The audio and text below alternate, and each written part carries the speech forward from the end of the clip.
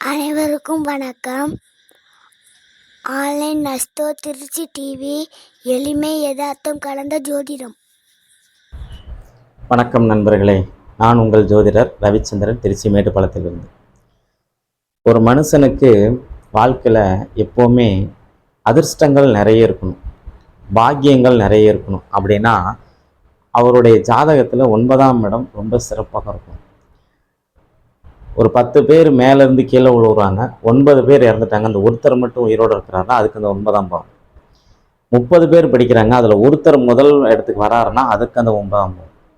எல்லாரும் திருமணம் பண்ணுறாங்க, ஒருத்தர் மட்டும் மனைவியவோ அல்லது கணவனையோ ரொம்ப சந்தோஷமாக வச்சுருக்காங்க, இந்த மாதிரி ஒரு அமைப்பு இல்லை அப்படின்னு சொன்னாங்கன்னா அதற்கும் அந்த 9ஆம் பாவம். வாழ்க்கையில் நமக்கு பதவி உயர்வு வரணும், நம்ம மாணவர்லேருந்து ஒரு குடும்ப தலைவராகணும், குடும்ப தலைவர்லேருந்து நம்ம ஒரு குழந்தைக்கு அப்பாவாகணும், அப்பாவிலிருந்து ஒரு பொறுப்புள்ள ஒரு மனிதராக மாறணும், ஒரு பொறுப்புள்ள தாத்தாவாக மாறணும். இப்படி வாழ்க்கையில் நடக்கக்கூடிய நமக்கு வரக்கூடிய அனைத்து ப்ரமோஷன்ஸுமே 9ஆம் இடம்தான். அந்த 9ஆம் இடத்தை பற்றி தான் இந்த வீடியோவில் பார்க்க போகிறோம். சரி, 9ஆம் இடங்கிறது பார்த்திங்கன்னா பெயரை கொடுக்கும், புகழை கொடுக்கும், பாக்கியத்தை கொடுக்கும், அதிர்ஷ்டத்தை தரும். 5ஆம் இடமும் அதிர்ஷ்டத்தை தரும், 9ஆம் இடமும் அதிர்ஷ்டத்தை தரும். அதனால தான் நம்மளுடைய வாழ்க்கையில் மிக மிக முக்கியமான ஒரு உறவான அப்பாவுடைய உறவை இந்த 9ஆம் பாவத்தில் வச்சுருக்காங்க. சரி, அது மட்டும் கிடையாது, புண்ணிய நதிகளில் நீராடக்கூடிய தன்மை 9ஆம் இடம். குருமார்கள் மேலே ரொம்ப பற்றும் பாசமும் அதிகம் இருக்கக்கூடிய தன்மை அந்த 9ஆம் இடம். அப்பா கிழிச்ச கோட்டை தாண்டாதவங்க அந்த 9ஆம் இடத்தினுடைய அமைப்பில் இருப்பாங்க. சரிங்களா, அந்த 9ஆம் இடத்தினுடைய தன்மை நிறைய நல்ல விஷயங்கள் இருக்குது. அதே மாதிரி பார்த்தீங்கன்னா விசுவாசம், நம்பிக்கை, கௌரவம், ஞானம், பக்தி, ஆராய்ச்சி, கனவு, அதன் பிறகு பார்த்தீங்கன்னா சட்ட ரீதியான தீர்வு, இதெல்லாம் 9ஆம் இடம். பயணம் 9ஆம் இடம். அதே மாதிரி பார்த்தீங்கன்னா அறக்கட்டளை மெயினாக அன்னைக்கு 9ஆம் இடம். இன்னைக்கு நிறைய ஜோதிட சங்கங்கள் அறக்கட்டளையாக வச்சு பண்ணுறாங்க பார்த்தீங்களா, அதுக்கெல்லாமே கூட ஒரு காரணம் இருக்குது. அறக்கட்டளைன்னு வைக்கும்போது அவங்களுடைய 9ஆம் பாவத்தை இயக்கிட்டு இருக்கிறாங்க. தர்மம், சமயம், அதே மாதிரி மற்றவங்களுக்கு புரிய வைக்கக்கூடிய திறன், அதே மாதிரி ரிஷிகள், குருமார்கள், மகான்கள், இதெல்லாம் 9ஆம் பாவம். ஓகேங்களா, விவேகமான அந்த எண்ணம், புதுசாக ஒரு விஷயத்தை கண்டுபிடிக்கிறது, இந்த மாதிரி பலதரப்பட்ட விஷயங்கள் அந்த 9ஆம் இடத்துல இருக்கு. சரிங்களா, நம்ம பெயர் புகழ் பாக்கியம் அப்படிங்கிற ஒரு விஷயத்தை எடுத்துருக்குறோம். சரி, இன்னும் நிறைய விஷயங்கள் இருக்கு. சுய சிந்தனை, நல்ல ஒழுக்கம், இதெல்லாமே இந்த 9ஆம் இடம் தரும். சரி, அதன் பிறகு இந்த 9ஆம் இடம் பார்த்தீங்க அப்படின்னா 3ஆம் இடத்துக்கு 7ஆம் இடமும் வரும். நம்மளுடைய முயற்சி, முன்னேற்றம் நமக்கு பாக்கியத்தை தருமாங்கிறது 9ஆம் இடம் சொல்லும். அதன் பிறகு பார்த்தீங்க அப்படின்னா நம்மளுடைய குழந்தைங்களால நமக்கு பெயர் புகழ் கிடைக்கும் அப்படின்னா அதை இந்த 9ஆம் இடம் சொல்லும். அந்த ஒரு வழக்கு போட்டிருக்கோம், அந்த வழக்கில் வெற்றி பெறுவோமா, ஜெயிப்போமா அப்படிங்கிறது இந்த 9ஆம் இடம் சொல்லும். வாடகை வருமானம் எங்கேயும் சொல்லும். அதே மாதிரி மனைவியுடைய முன்னேற்றம், மனைவியுடைய இளைய சகோதரம், இதுவும் இந்த 9ஆம் இடம் தாராளமாக சொல்லும் அப்படின்னு அர்த்தம். அதே மாதிரி பார்த்தீங்கன்னா தொழிலால் ஒரு விரயத்தையும் இந்த 9ஆம் இடம் சொல்லும். லாபத்தினுடைய அமைப்பு எந்த அளவுக்கு இவங்களுக்கு இருக்கு அப்படிங்கிறதும் இந்த 9ஆம் பாவம் சொல்லும். ஏன்னா 11ஆம் பாவத்துக்கு லாபஸ்தானம் இந்த 9ஆம் இடம் அப்படிங்கிற ஒரு விசேஷம். நமக்கு வெளியூர், வெளிநாடு, இங்கெல்லாம் நமக்கு எப்படி எந்த மாதிரி ஒரு அமைப்பை தருங்கிறது இந்த 9ஆம் பாவம் சுட்டி காட்டும் அப்படிங்கிற ஒரு விஷயம் இருக்கு. சரி, வாங்க 12 லக்னத்துக்கும் 9ஆம் அதிபதி எப்படி இருந்தா என்ன பலன்னு சொல்லி பார்ப்போம். ஃபர்ஸ்ட் நம்ம பார்க்கக்கூடிய லக்னம் மீன லக்னம். என்ன சார் எடுத்தோடனே கடைசி லக்னத்தை சொல்றீங்க? பரவாயில்ல சார், எடுத்தோடனே மீன லக்னத்தை பார்ப்போம்.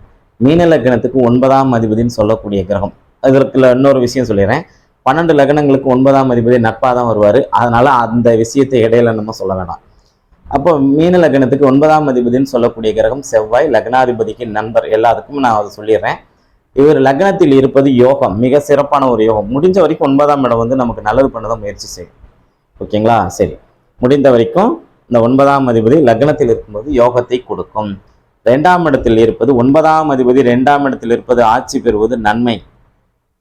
3ஆம் இடமான ரிஷபத்தில் இருப்பது கூட நன்மை. அவர் அந்த வீட்டை பார்ப்பார். ஆனா ஒரு முறையினும் அந்த 9ஆம் இடத்தின் தன்மையை ஏதாவது ஒரு வகையில நம்ம சொன்னோம்ல, அப்பா, பெயர், புகழ், பாக்கியம், இவ்வளோ விஷயம் சொன்னோம் பார்த்தீங்களா? ஏதாவது ஒரு விஷயத்த அதில் கெடுத்து தான் உங்களுக்கு யோகத்தை கொடுத்து தருவார். 9ஆம் அதிபதி 4ஆம் இடமான மிதுனத்தில், மீன லக்னத்துக்கு நான் மிதுனத்தில் இருப்பது நல்லதல்ல. அதே மாதிரி பார்த்தீங்கன்னா கடகத்தில் இருப்பது பரவாயில்லை, சிம்மத்தில் இருப்பது மிகப்பெரிய யோகம், கன்னியில் இருப்பது நன்மை அல்ல. சரிங்களா? துலாத்தில் இருப்பது யோகம், 9க்கு 12ல மறைஞ்சாலும் அது யோகம். 9ஆம் அதிபதி 9ஆம் இடத்துல ஆட்சி பெறுவது மிகப்பெரிய ஒரு பாக்கியம் தான். ஆனால் அதே நேரத்தில் 9ஆம் இடத்தை ஒரு பாவ கிரகங்கள் ஆட்சி பெறுவது மிகப்பெரிய ஒரு யோகத்தை தராது, ஆவரேஜான ஒரு யோகத்தை தரும். 9ஆம் அதிபதி 10ல் இருப்பது மிகப்பெரிய யோகம், 9ஆம் அதிபதி 11ஆம் இடத்தில் இருப்பதும் பரவாயில்லை, மிகப்பெரிய ஒரு அமைப்பு தான். 9ஆம் அதிபதி 12ல் இருப்பது கெடுக்காது. சரி, மீன லக்னத்துக்கு பார்த்துட்டோமா? அதன் பிறகு பார்த்தீங்கன்னா கன்னி லக்னத்துக்கு வந்துடலாம். கன்னி லக்னத்துக்கு 9ஆம் அதிபதி சுக்கிரன், லக்னாதிபதி புதனுக்கு நண்பர். நல்ல கவனிங்க, கன்னி லக்னத்துக்கு லக்னத்தில் சுக்கிரன் வந்து அமர்வது நீசமாக இருந்தாலும் அவர் லக்னத்தில் இருப்பதனால பார்த்தீங்கன்னா நல்ல பலன்கள் இங்கேயும் உண்டு. 2ஆம் இடத்தில் இருப்பது துலாத்தில் மூலத்திரிகோண வலுவில் இருப்பது நல்ல அமைப்பை உண்டு, நல்ல அமைப்பு தரும். சரிங்களா? 3ஆம் இடத்தில் அவர் இருந்தாலும் 9ஆம் வீட்டை பார்ப்பார் அப்படிங்கிற அமைப்பில் விருச்சிகத்தில் இருந்தாலும் நன்மை. தனுசுல இருக்கும் போது 9க்கு 8ல் இருந்தாலும் கட்டுக்குள்பட்டு தான் அங்கே நன்மை தருவார். மகரத்தில் இருப்பதும் கும்பத்தில் இருப்பதும் மிகப்பெரிய ராஜயோகத்தை தரும். மீனத்தில் இருப்பதும் நன்மையை வந்து தரும். சரிங்களா? ஆனால் இங்கே வேற ஏதாவது ஒரு கிரகம் இருக்கணும், சுக்கிரன் மட்டும் அங்கே இருந்தார்னா இங்கே சிக்கலை ஏற்படுத்தும். ஏன்னா கேந்திராதிபதி தோஷத்தை வேலை செய்யும். சரி, அதன் பிறகு பார்த்தீங்க அப்படின்னா மேசத்தில் அவர் இருக்க வேண்டாம், ரிஷபத்தில் இருப்பது நன்மை. சரி, அதே மாதிரி மிதுனத்தில் மிகப்பெரிய நன்மை, கடகத்தில் இருப்பதும் சிம்மத்தில் இருப்பது நன்மை அல்ல. சரி, தனுசு லக்னம், தனுசு லக்னத்துக்கு 9ஆம் அதிபதினு சொல்லக்கூடிய சூரியன் லக்னத்தில் இருப்பது மிகப்பெரிய யோகம். லக்னத்தில் இருக்கும்போது கோபக்காராக இருந்தாலும் அவர் வந்து பார்த்தீங்கன்னா தர்ம சிந்தனை உள்ளவராக இருப்பார். சரி, அதன் பிறகு 2ஆம் இடத்தில் இருப்பது நல்லது அல்ல, 3ஆம் இடத்தில் இருப்பது பரவாயில்லை, ஏன்னா 9ஆம் இடத்தை பார்ப்பார். 4ஆம் இடத்தில் இருப்பது கூடுதல் பலம், 5ஆம் இடத்தில் இருப்பது உச்சம் பெறுவது, அந்த அளவுக்கு லக்னாதிபதியும் வலுத்திருக்கணும், அதுக்கு தகுந்த மாதிரி தான் இது வேலை செய்யும். அந்த தனுசு லக்னத்துக்கு 9ஆம் அதிபதியான சூரியன் 5ல் உச்சம் பெறுவது கண்டிப்பாக நன்மை உண்டு. ஆனால் அதே நேரத்தில் இங்கே பூர்வீக சொத்து சம்பந்தப்பட்ட ஏதாவது ஒரு பிரச்சனை கொடுத்ததும் யோகத்தை கொடுக்கும். அப்போ 6ஆம் இடமான ரிஷபத்தில் இருப்பது நன்மை, 7ஆம் இடமான மிதுனத்தில் இருப்பது அவ்வளவு சிறப்பாக இல்லைனாலும் 9ஆம் இடத்துக்கு 11ஆம் இடம் சொல்லக்கூடிய 7ஆம் இடத்தில் இருப்பது பரவாயில்ல. சரி, அதே மாதிரி 8ஆம் இடத்துல இருப்பது, அதாவது தனுசு லக்னத்துக்கு 8ஆம் இடமான கடகத்தில் இருப்பது கூட பரவாயில்ல. 9ஆம் அதிபதி 9ல் இருப்பது யோகம், 9ஆம் அதிபதி 10ஆம் இடத்தில் இருப்பது திக்பலம், புதனுடைய வீட்டில் கண்ணில, இதுவும் நன்மை. 11ஆம் இடத்துல அவர் நீச்சம்னாலும் அதில் ஏதாவது ஒரு பலகீனத்தை கொடுத்து அதன் பிறகு லாபத்தை தருவார். 12ல் இருப்பது நன்மை. ஓகே, அதன் பிறகு பார்த்தீங்க அப்படின்னா நம்மளுடைய மிதுன லக்னம், மிதுன லக்னுக்கு 9ஆம் அதிபதி சனி பகவான் லக்னத்தில் அமர்வது நல்லது அல்ல. சரிங்களா? 9ஆம் அதிபதிங்கிற ஒரு முறையில் அவர் லக்னத்தில் வந்து அமர்ந்திருந்தாலும் இவருக்கு பெயர் புகழ் பாக்கியம் கிடைச்சாலும் நல்லா கவனிங்க, இவரை கெடுத்துருவார். 2ஆம் இடத்தில் இருப்பது அந்த அளவுக்கு ஒரு சிறப்பு இல்லை, 3ஆம் இடத்தில் இருப்பது பரவாயில்லை, ஏன்னா 9ஆம் இடத்தை பார்ப்பார்.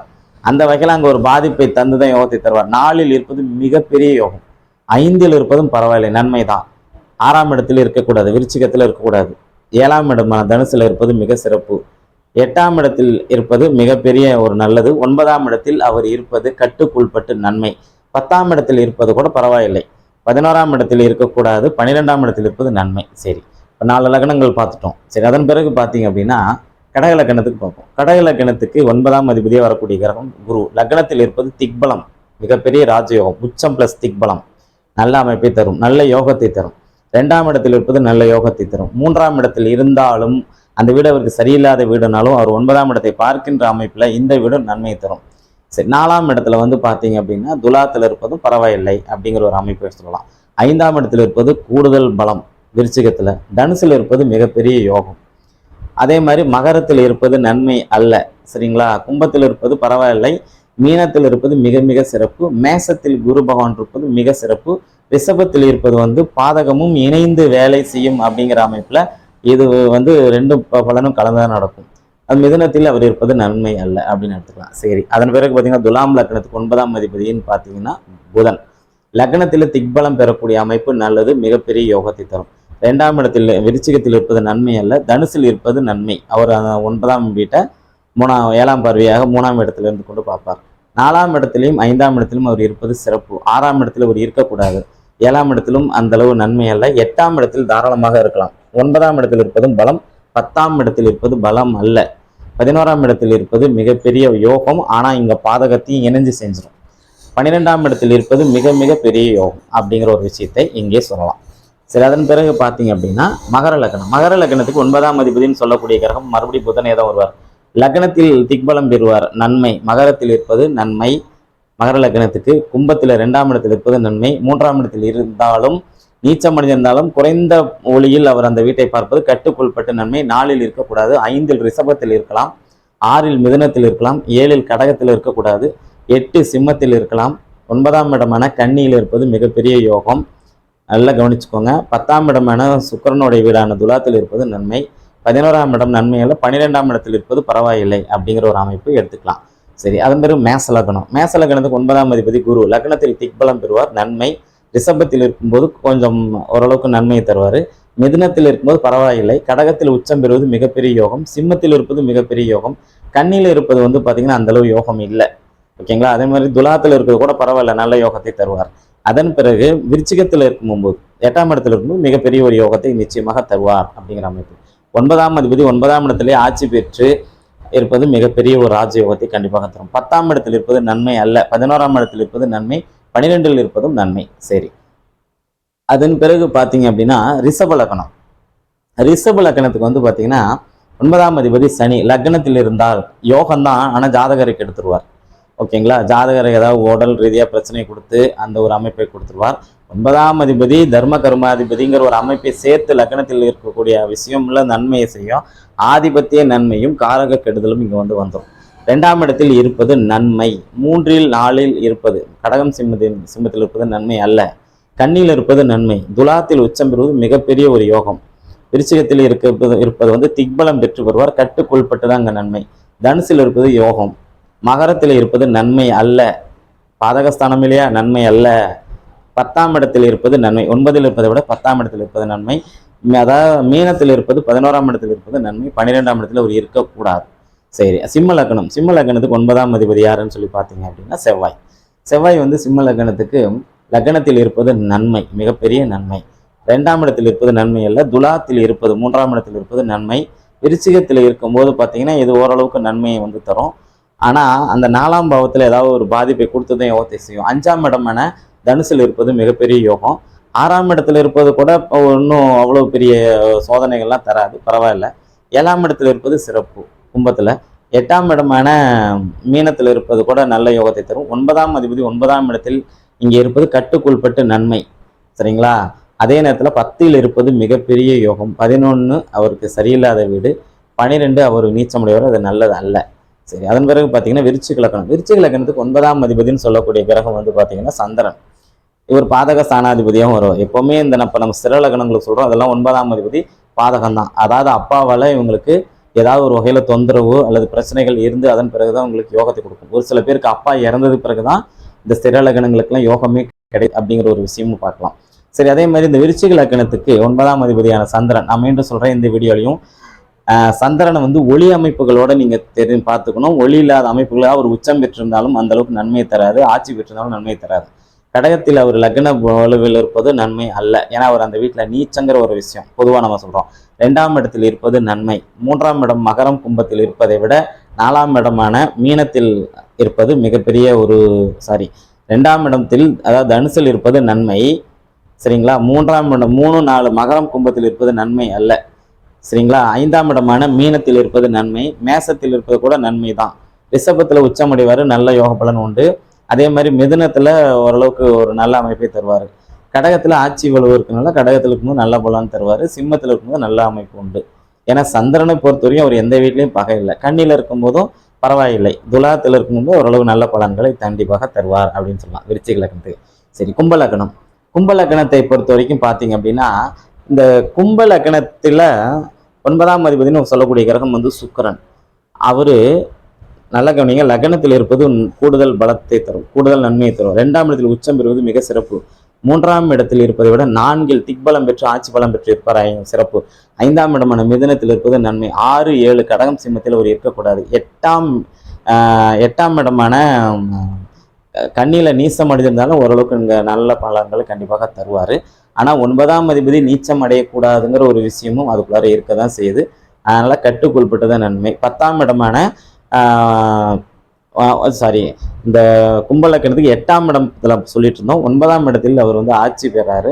இந்த ஆட்சி பெறும்போது பார்த்தீங்கன்னா இந்த இடத்துல வந்து ஒரு பாதகாதிபதி வீடும் அதுதான். அதனால பாதகமும் சேர்த்து தான் அவர் வந்து செய்வார். 10ஆம் இடத்தில் இருப்பது நன்மை, ஓகேங்களா. 11ஆம் இடத்தில் இருப்பது நன்மை, 12இல் இருப்பது நன்மை. இதில் ஒரு விஷயம் உங்களோட ஷேர் பண்ணிக்கணும். இந்த ஸ்திர லக்னங்களுக்கெல்லாம் 9ஆம் அதிபதியோ 10ஆம் அதிபதியோ அல்லது இன்னொரு யோகாதிபதியாகவும் வருவார். உதாரணத்துக்கு ரிஷபத்துக்கு வந்து பார்த்தீங்கன்னா 9ஆம் அதிபதி சனி, 10ஆம் அதிபதி சனி தான். அப்போ 9ஆம் அதிபதி ஒரு 9இல் இருப்பதை விட 10இல் இருப்பது யோகம்.